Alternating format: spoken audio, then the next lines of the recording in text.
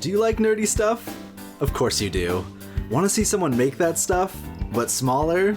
Sculpting Minis, tabletop terrain, props, puppets, and tutorials, a crafting channel for all things nerdy. Join me over on YouTube at Niche Crafts, where I make stuff about stuff.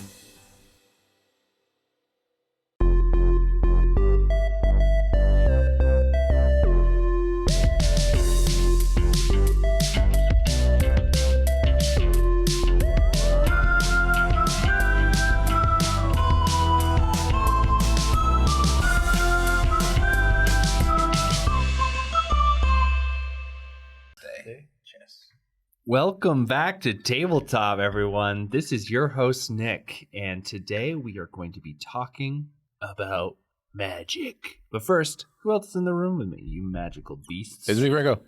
It's me, Rio. Okay, great. We're going to talk today about magic and how to institute some homebrew changes and like magical systems that maybe if you're building your own system or stuff like that, that you can make magic use just more interesting in your TTRPG.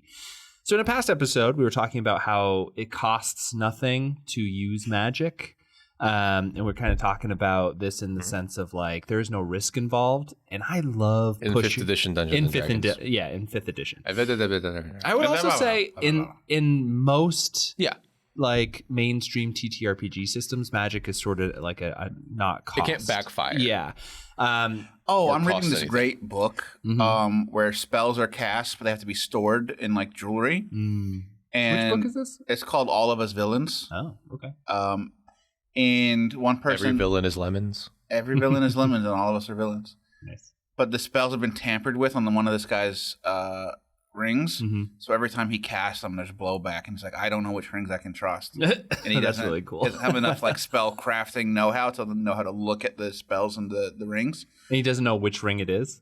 He knows that his grandmother coerced a bunch of spell makers to make him these jewelries under like pain, under threat of pain. Yeah. So he's like, I don't know which ones decided to rebel against her and do fucked up stuff to my rings, and which ones are safe for me to use. And I'm in this competition where it's live or die, and I can't use the magic I brought in with me. Ooh, that's because you interesting. can't cast magic just like, oh, I know the spell, I'll cast it. You have to have it prepared in a ring or some way to call You just on sold this book to me. I think I'm going to pick it up. It's really good. I'll do a read. But yeah, I think that's like really great. I really like the idea of magic being something like you are taming physics to your will. Essentially, you are creating something out of nothing. You are changing the local environments to be able to like make a fireball or whatever. That should cost something. I think the best version of this in like a setting is probably like Dark Sun. Have you guys ever? No. I've heard of it, but I've never played in it. So Dark Sun, the setting is based on the idea that magic would cost something, and in this world it costs essentially like life force. Like you can like either use a lot of work and toil to sort of create some magic for yourself that you can use safely and like with the will of the world. And that's more like druidic magic and stuff, but it's very much less powerful than like essentially life magic, where you can either use your own or the surrounding area's life energy to be able to cast big spells. And what has happened is that there are these like 4 wizard kings that have blighted the world and have made their own like little like magical cities. Overusing the magic. Yeah, because they were like, I'm just going to do whatever I want and nobody can stop me because I'm super powerful, but I'm also making like an unbearable wasteland outside. So it's like the whole world is a big desert. There's this one wizard whose spells were powered by love. Yeah. And so every time he used magic, the divorce rates in that area would go up. That's funny. Is this cool. a little joke, or is that actually? No, it was the thing that I read. It was like, that's funny. Every time I use this magic, it's powered by love. Oh, that's so sweet. Yeah, it really fucks with like Valentine's Day. The Hallmark companies hate him. Yeah. Hallmark companies hate this one weird guy. But yeah, so I think that I've always liked the idea that if you want to do something like that, you could make it so that the level of spell is the amount of hit points that you have to spend to be able to use a spell. If you're using a hit point system, what are hit points? Fuck is a hit point? It's just your the juice inside of you, you know. It's just the juice. It's just the juice on my game. But you can also do stuff like, I really love the way Merkborg does it, where there is a blowback that could happen every time, and you have to roll to beat a certain threshold. And if you go under it, you roll on this, like, it's called like arcane catastrophes. Yeah. And man, it's bleak. Like, some of them are like nails grow in because all of your teeth fall out, so you get nails in there instead. And then it's like the effects of that are, you are horrifying to see. Also, you can't chew or speak very well because you have fingernails for teeth. Yeah, there's I do like that. I think there's a game that's being made. I don't think it's out yet, but it's been being worked on forever, and I don't remember what it's called, but I know who's making it, so it counts. Okay. He's like a terrain kind of minis builder called Miscast is the channel. Okay. It's kind of based on Knave, I think, and a few other things. But it's very much based around magic making you really weird. And so, like, every spell has its own miscast table. That's cool. Yeah, and so it's like... Is it based on an OSR module? Or like what spell book is he using, essentially? I think he's just making them up. Yeah, making them up. Cool. Yeah, I think so, yeah. I think the problem I have with some miscast tables is that they are really generic. And so sometimes not generic, sorry, but like the same thing will happen no matter what. Yeah. So like the nails for teeth thing. If you roll that 3 times, it's like, what is this? Yeah. What is happening I guess you just re-roll, but it's sort of like, well, I tried to cast Fireball, but now my teeth are nails. Yeah. What is that? How? But why? Why isn't it like the Fireball exploded in my hand, or now I'm made of fire, or something like that? I'm a Human Torch. I did that to someone one time. They were casting like an acid spray, and they rolled a 1. I was like, the acid doesn't leave your hand; it just burns it away. Ooh, odd. You hate hands. I hate hands. I do a lot of hand stuff. Phrasing. Anyway, I really like that. I like the idea that every spell could have like a specific its own table. Yeah. One thing that I really like in the sort of 2d6 system is that you get a mixed success more often than anything else, which is fun when it comes to Magic, because you can always be like, this thing, like, it happens, but then this kind of also happens. But also on a hard fail, like, you get to say how the spell goes wrong. I always really enjoyed that, though it can feel bad to just negate the spell. I kind of like the idea that, like, it still goes off. Maybe it's not as powerful or something, but then something really bad happens. Yeah, I don't like a spell fizzle. I like a spell works too hard, or something else kind of backfires, but you still get a little bit of the effect or something like that. There was an old Buffy episode where someone cast a spell to make their life super great, but all of but it also unleashed a monster. Like, his life could be great as long as this monster killed someone, every week or something. Yeah. And he was like, I'm going to just ignore that that's happening and enjoy my great my great life. It's like the box question of, like, would you push the button and get $1 million if someone died or whatever? Right, yeah. Can I pick the person? No, you can't. Of course not. It's just a random person. But guess what? You could be the person. But the odds are so in your favor. There's so many billions of people. You push a button, you probably will never know who it was. That's really sad. Yeah, I don't like this question. There's some really there's a sketch I saw a long time ago when I was in high school where, like, the guy's like, and if you push this button, somebody will die, and the person's like, beep beep beep beep, and just starts pushing the button to get as much money as possible. Yeah. Multiple times. Yeah, he's just tick tick tick. Oh tick, man. tick, tick. Wasn't there a movie about that too? Like, probably the box. It really had a moment. Yeah, had a moment in like the early 2010s, I would say. Yeah. So there was a thing where, like, you could hit the button and then one random person would die, but it was the last person who had the box every time. Yeah. That's awesome. Yeah. That's really great. Yeah, I love that. That's really good. It's very good. Oh, that sucks. So then it kind of becomes a bad thing that if you don't push the button on the box, then you might die just for having the box. Yeah, the only way to win is that the next person doesn't hit the button. Yeah. Well, yeah, no. So around. You just never push the button. Yeah, but if you don't it doesn't push matter the button, if you you push still the button have or the not. box. Yeah, so you would be the next person if they push the button. If you have the box, then they don't get to push it. Right? So you're saying keep the box? Yeah, keep the box. Don't push the destroy button. it. Keep the box. I'm still thinking. Okay, Yeah, just tell like this horrible monster that gave you the box. Like Yeah. I'm still thinking about this. Oh my god! What did you know? I guess I didn't think that there was like something You making thought you me. just stumbled upon it, kind of thing. Yeah, like you get to keep it. Here's and the you're like, thing. oh, I'll just never press it. The guy gets the box. He goes, "I'm going to destroy the box," but he destroys it with a hammer, thus pushing the button. Yeah. So he gets $1 million and kills someone anyway. That's right. That's how I would end that skit. When it comes to magic, That's what we're talking about. It could be fun, like with the fireball, instead of it exploding in your hand, maybe you do cast it, but it explodes, does the damage, but then it also burns away all the oxygen in like a certain level of like, God. you know what I mean? And then atomic bomb. as all the oxygen fills the space, there's like a thunder damage that happens to everybody because there's like such a loud sonic boom or whatever it is. Yeah. You know what I mean? You could do something like that. Or one of your favorite heirlooms from childhood also catches on fire wherever it is. I love that. Your little memory box just lights up. You go the back Green home Knight. after a hard day adventuring and your house is on fire. What happened? God damn it. Spontaneous combustion. No one knows. The dog just I burst fucked up on that into fireball flame. spell, I bet. There's another thing I would really like to pick all of our brains about push your luck systems. I would love to make push your luck systems intrinsic to magic systems. Okay. Like I would love it because it feels weird to be able to control these energies and also inherently dangerous. I like the idea that you can cast a spell, but you basically have to bet how effective the spell is. Have I got some stuff for you? Oh yeah? Tell me more. Okay, so the first thing is I've talked about push many times. I think the SRD. It's just you roll 1d6. 1 through 3 is a failure, and then 4, 5, 6 is a success. 1, 2, 3 is a mixed success. Yeah.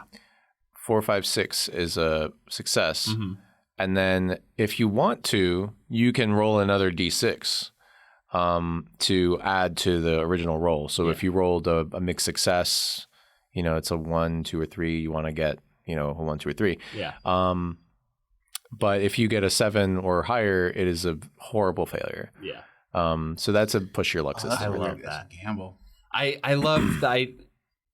I think that what because I like that system a lot. I love the idea that you're like, yeah, I have like a 3, but I need a 4, and it's like 50% chance. Like this is I love that. I kind of like the idea that you have to commit dice ahead of time to be like, Have I got the system for you? Oh, really? Because I like the idea of like, I'm going to cast Fireball. Yeah. And max effectiveness is like however many d6 you roll for the damage. You can commit as many of those d6s you want to it, but then you add in the thing of like you have to roll under a certain number. Have I got the system for you? Okay, hit me. Hit me again. So this is from Goblin Punch. This is the Goblin Laws of Gaming, the GLOG. There's a hack for it for Karen as well. So you can put this into Karen. You can put this in anything. But I love this magic system and I want to use it for everything. So I hope I can explain this well. So you get a number of magic dice, and they are all d6s. Yeah. You can, and then all of the spells are written in such a way where different parts of the dice are taken into account. So like when you roll your dice, you want to think about the sum, and you want to think about the number of dice that you rolled. Yeah. So like a fireball would inflict the sum damage of the d6s. If you're casting invisibility, maybe it's how many dice you invest. That's how many people become invisible. So I invest 3 dice. I want to make 3 people invisible. Yeah. When you roll your magic dice on a 1, 2, and 3, you get the dice back.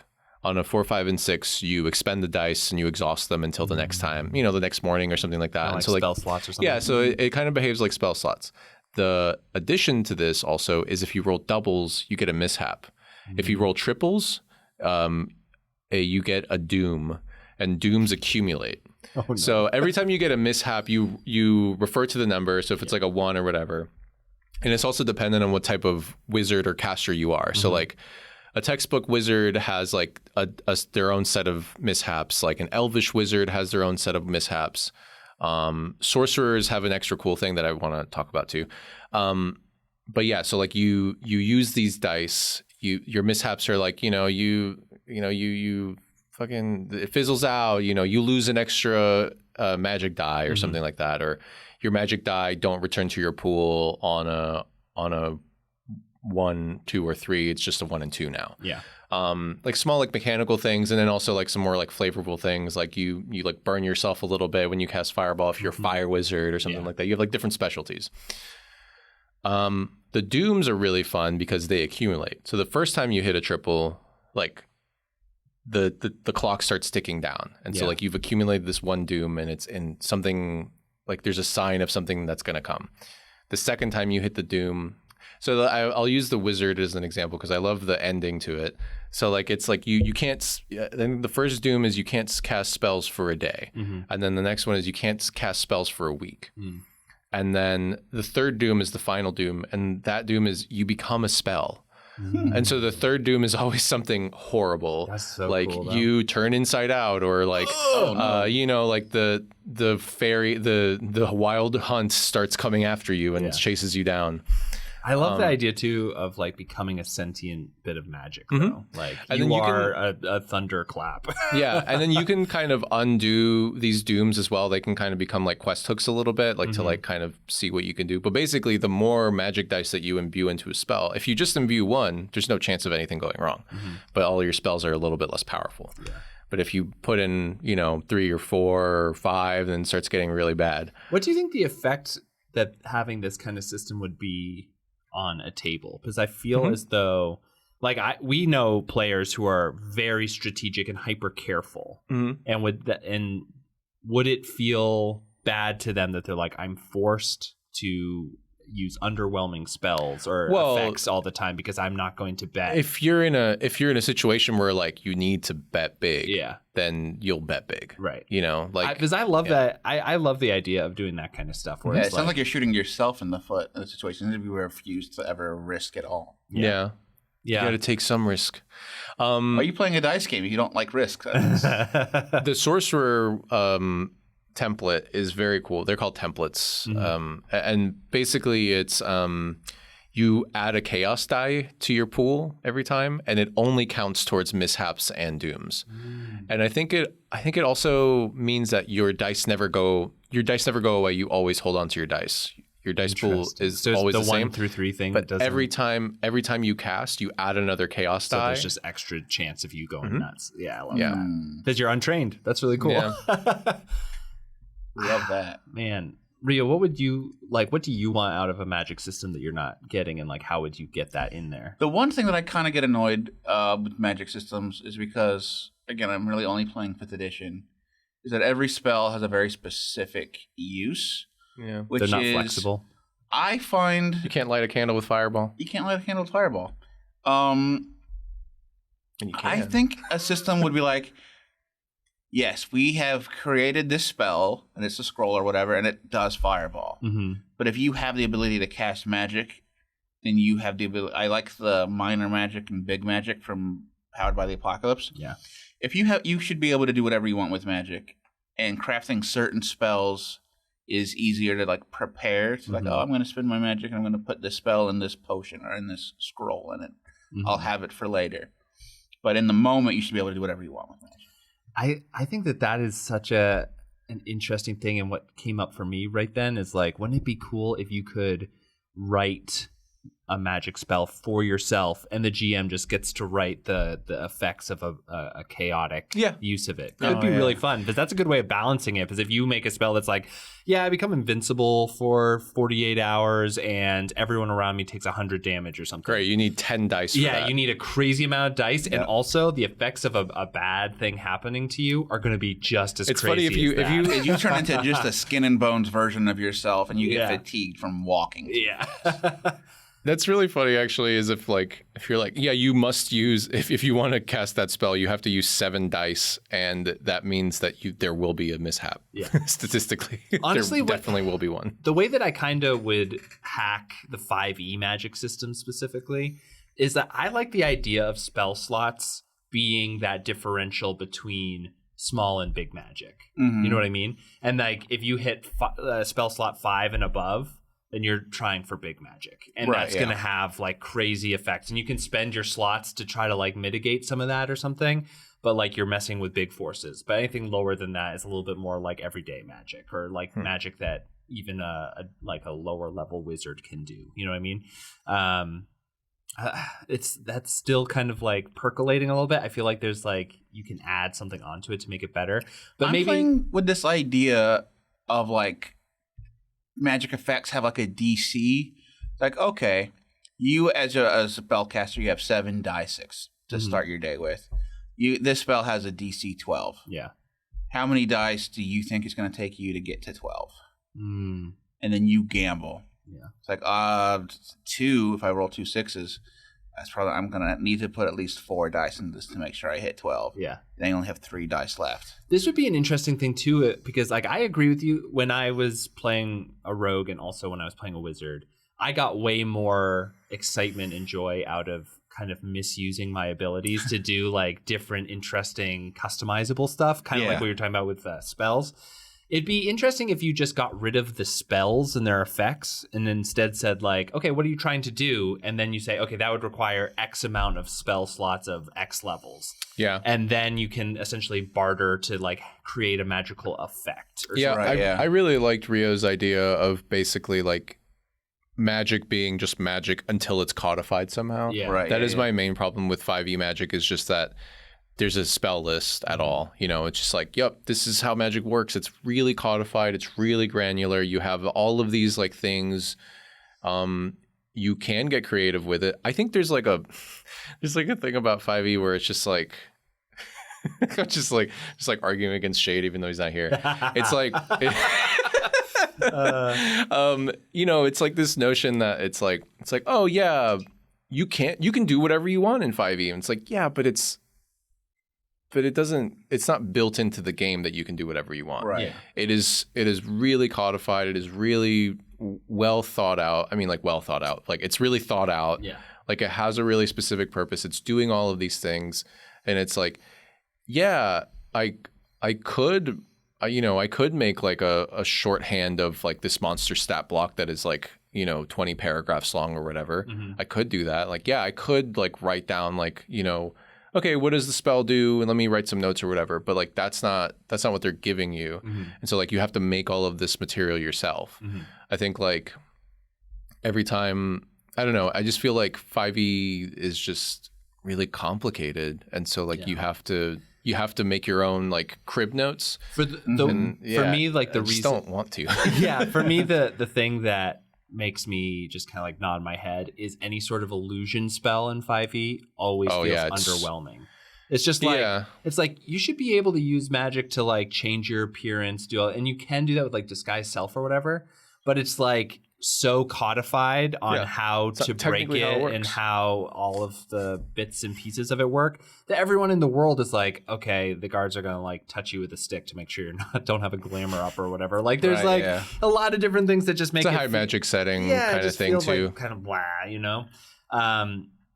I think right after this break, why don't we kind of throw around some ideas for building our own magic systems? Okay, bye. Hey everyone, it's me, Nick, from the Tabletop Podcast. When I'm not hosting, I'm thinking about ways to create a better podcast for you guys, and I think I landed on something pretty fun.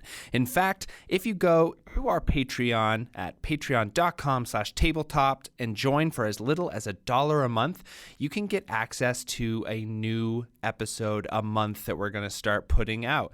In fact, we're going to be calling this one Wild Magic, I think, in that we're going to talk about anything and everything that interests us, not just TTRPGs, though there will be a lot of that. It is truly unhinged, and if you are a fan of the podcast and all of the hosts, you're definitely going to want to be on it. We're thinking of dropping these at the end of each month, so join our Patreon today. That is patreon.com/tabletop. Oh, and there's going to be so much more coming out in the new year there, so don't miss it. Sign up today.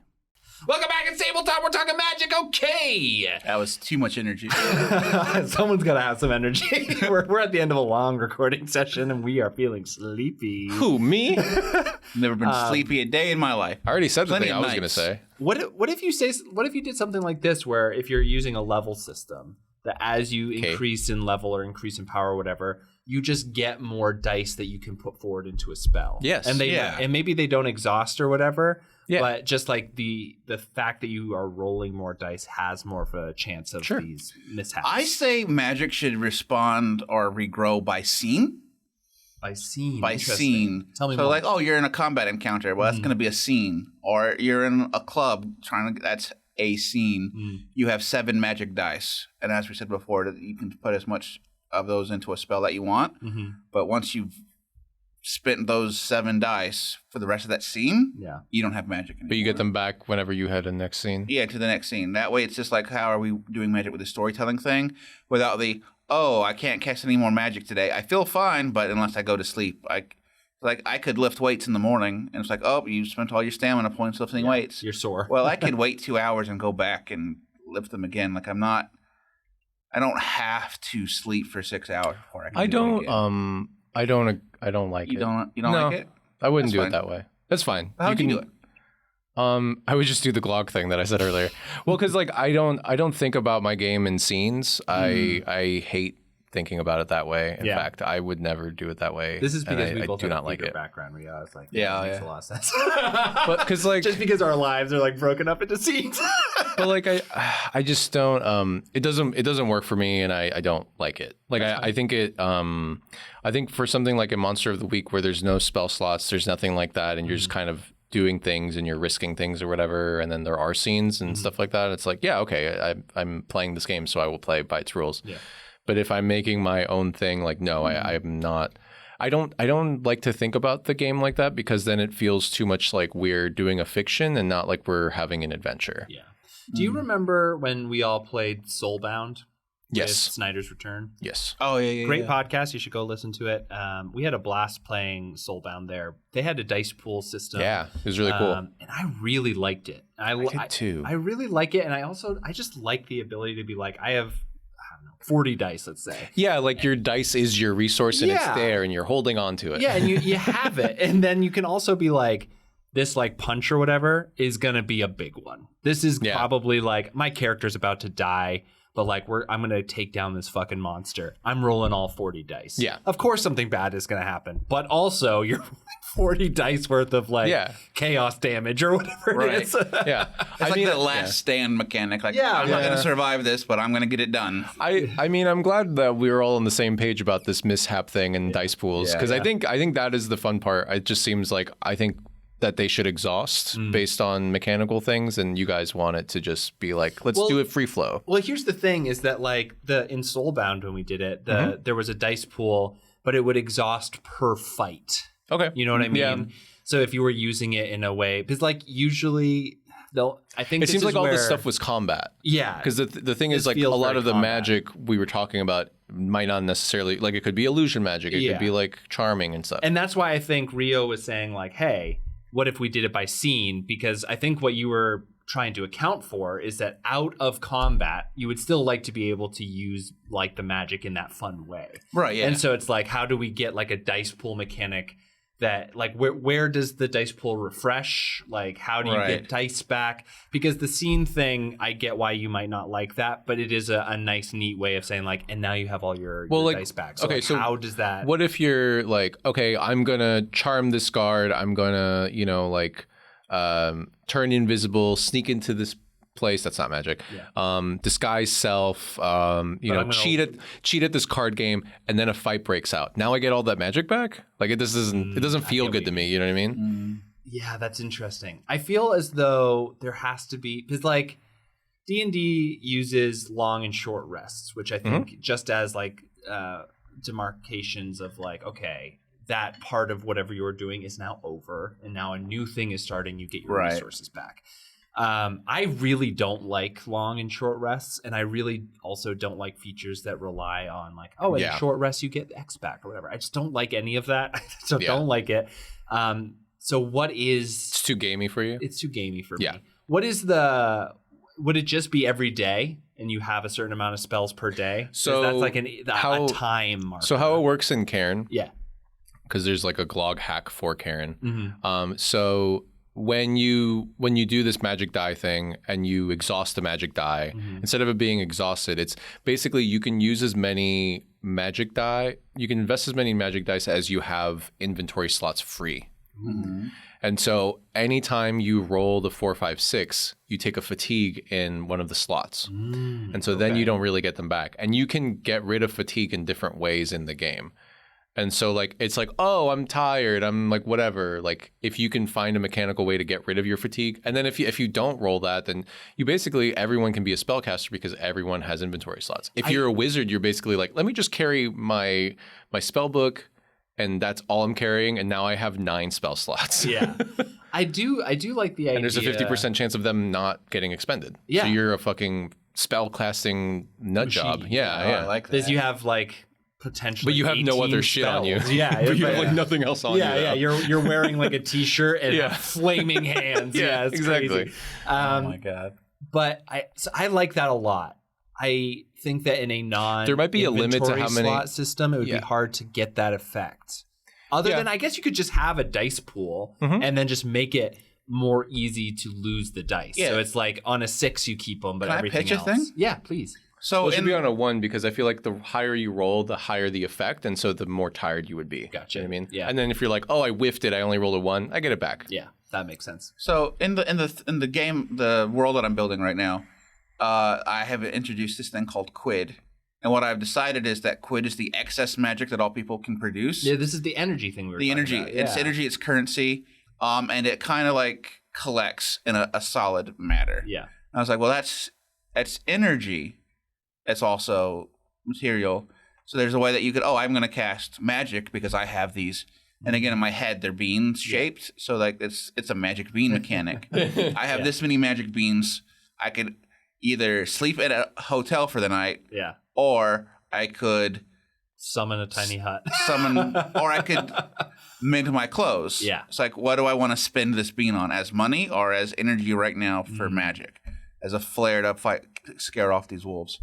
So in a way, that kind of goes with the inventory. It's like, how many handfuls of magic beans do you have? Each handful will take up a slot, and that's how many magical effects you can do.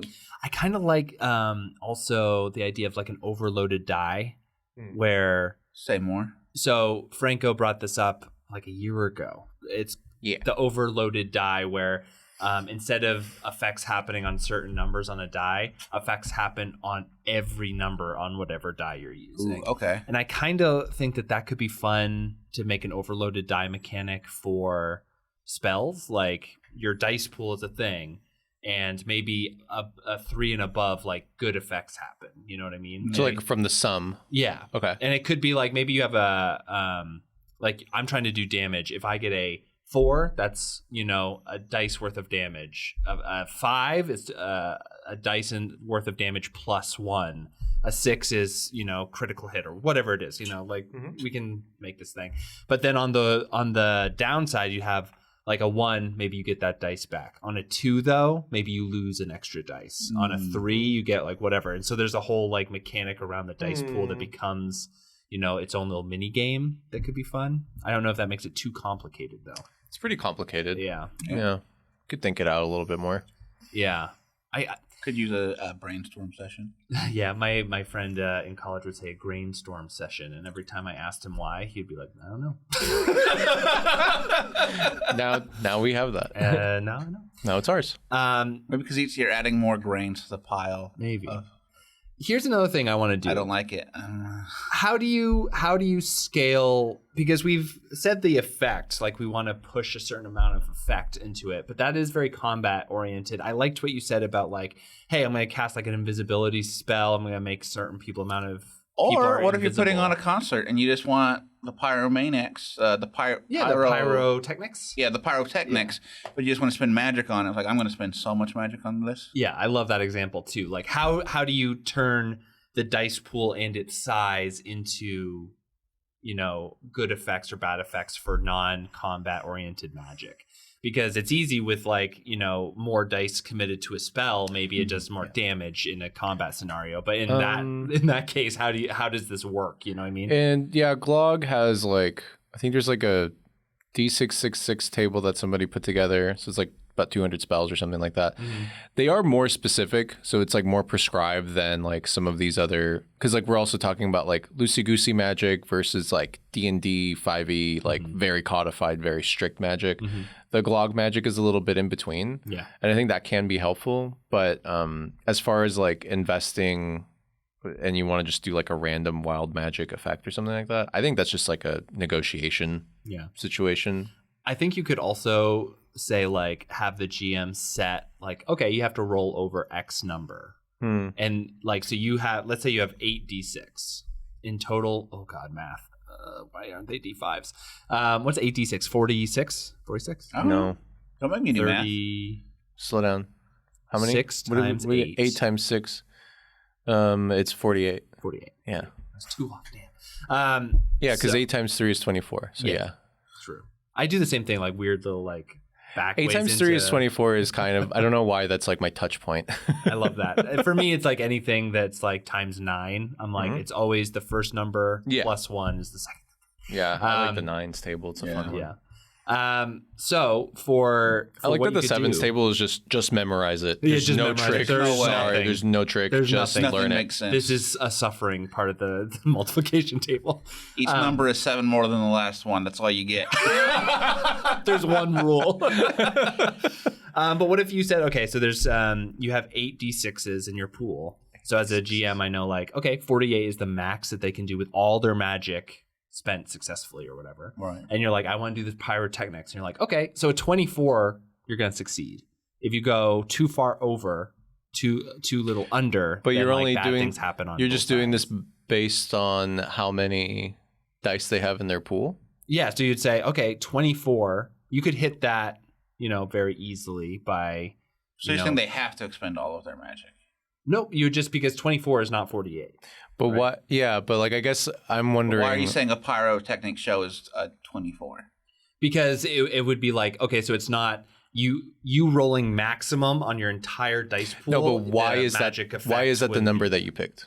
Because it was just arbitrary, like halfway in between maximum and minimum, I guess, which would be a 6. Yeah. So are could you? put on as good a show if you only had 1d6 and you rolled a 3? Like, I think that what I'm saying is like, is there a mechanic where the GM can set sort of like a DC spell amount that you would have to try to roll? There's over or something? Ben Milton's Milton dice, so they're called. Basically on 1, 2, and 3 are 1, 2, and 3. 4, 5, and 6 are 0. And so that makes calculating the average much easier. Yeah. So basically, like if you roll 5 dice, the average is going to be 5. Yeah. So that's like a way to kind of set Yeah. different DCs or whatever. If you're like, okay, at this level you have 6 magic dice, Yeah. and so the DC is going to be 3 for this simple thing. The DC is going to be 6 for this, middle thing, 9 for this harder thing. I'm going to slowly walk out of this scenario that I created because I actually hate it. I'm like, thinking I don't about like it now. it either. Like, think about as a GM how much work that would be to like constantly be doing all the math to be Yeah. like, okay, if this is like a medium like DC or whatever, this That's is why the spell Milton dice are amounts. easier, Yeah. because it's just like, oh, it's just equal to the number of dice they have. Yeah. My friend Mac, who's making his own game, has a really interesting mechanic where it's blackjack. So you're drawing cards and using cards from a deck that is your character. And as you play them, you're trying to get to a 7, which is like success or whatever. You can go under, but it's like not as good of an effect. Over immediately is a bust and something bad happens. And so you're like, and you can draw up to 5 cards to place on the table per challenge, but you don't want to go over. So it's like, I'm going to commit, I guess, 3 cards. You can stop before 3 if you get like 4, 3. Ooh, I hit a 7. I'm stopping. Yeah. But if you're under, you have to keep going. Oh. And so if you're playing your 3rd card and you have a 6 and you go over, then you're like, fuck. You have to play the next Yeah, one. you're like basically. You have But to play you until beforehand can say like, I can play up to 5 cards. How many cards? And then you also, because the decks are not too big, they're like I think 20 cards. You can know what's left in your deck as well. So you're like, there's a X amount of chance I'm going to draw 4 I cannot do that, man. I cannot do. I love it. I think it's so fun, but it's like the better you get at your character, the more you can like do in these challenges because you have a better understanding of your deck, right? Here's another blackjack mechanic. So this was hit me. Yeah. Hit me. Yeah, good. Like they say in blackjack. Stay. You got it. Bust. That joke was a bust.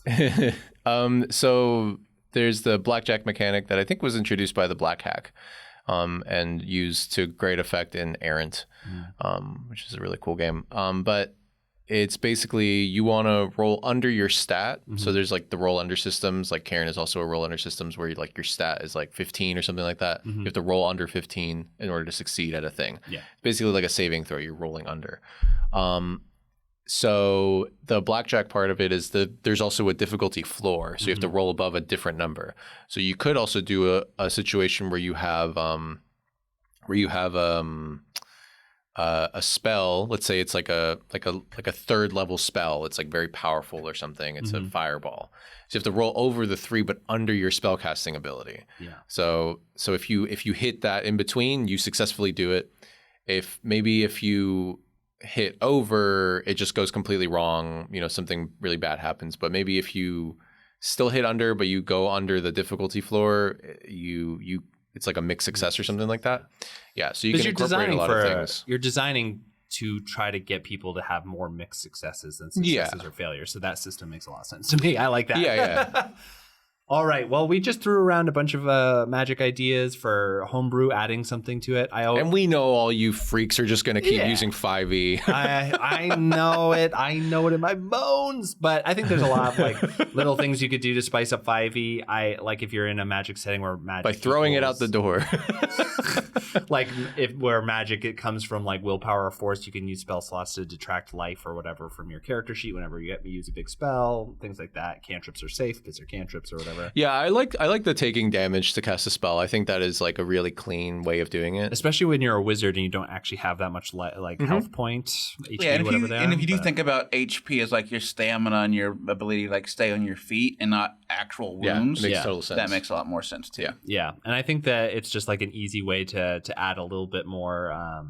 Like how we backdoored that last one. It's just like, oh, by the way, actually, this one might be. This one works really well. This one is a really good one. I just think it's cool because then, like, what you can do is like, you're casting, wish or whatever, but that's like, a 10th of your or a 5th of your full HP bar. Do you think it should be like in fractions? That could be fun. It could be in fractions. I was just thinking like 9 hit points off of like a wizard who like at level, when you're getting a level 9 spell, you're probably having like 50 to 75 hit points, right? So 9 hit points is like a pretty large. It's a fraction, but the spell levels are the fraction. So like a first level spell is 1/10. Of your hit points. 2/10, and then it goes up to like so 9/10. That's pretty good. It's 9/10 of your hit points. I like it. I mean, you will almost die, but you can cast this 9th level spell. Yeah, and because if you think about what a 9th level spell is, being able to stop time in a reality to do whatever you're doing. I'm going to stop time, but you guys have to figure this out because I'm going to pass out. Yeah, it's like I'm about to go down, but I cast Meteor Swarm or whatever. Drag me out of here. Yeah, I got your back. And it's also interesting because then it's like you're fighting a dragon or whatever, or a dinosaur, depending on how you build them. And you're fighting it and you're like, we need like heavy damage, but you're going to be useless after this fight. Because you're going to have like 5 hit points left. Fuck, we were not talking about Triceratops during that one. Oh, jeez. Oh, yeah. That's so good. What? Rio? I didn't have Triceratops on my list. What the fuck? Obviously. All right, when we do Dungeons and Dragons Dinosaurs Part 2, we'll bring up Diamonds and Dives. Dungeons and Dragons and Dinosaurs and Dives. All right, everyone. We'll see you next week. This has been episode Tabletop. We release every Monday. You can go to our website at tabletoppod.com or our Patreon at patreon.com/tabletop. We love you all, and we'll see you later. Bye. Bye.